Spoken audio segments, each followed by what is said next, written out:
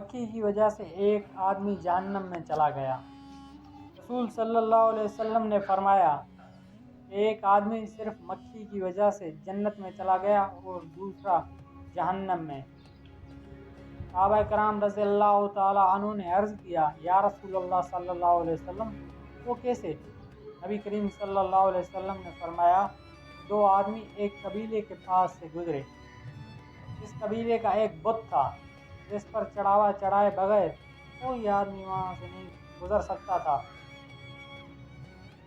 چنانچہ ان میں سے ایک شخص سے کہا گیا اس بت پر چڑھاوا چڑھاؤ۔ اس نے کہا کہ میرے پاس ایسی کوئی چیز نہیں۔ قبیلے کے لوگوں نے کہا تمہیں چڑھاوا ضرور چڑھانا ہوگا، آئے وہ ایک مکھی پکڑ کر چڑھاؤ۔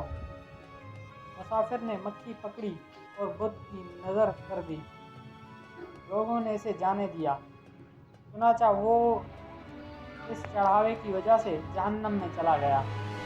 قبیلے کے لوگوں نے دوسرے آدمی سے کہا تم بھی کوئی چیز بت کی نظر کرو۔ اس نے کہا کہ میں اللہ عز و جل کے علاوہ کسی دوسرے کے نام کا چڑھاوا نہیں چڑھاؤں گا۔ لوگوں نے اسے قتل کر دیا اور وہ جنت میں چلا گیا۔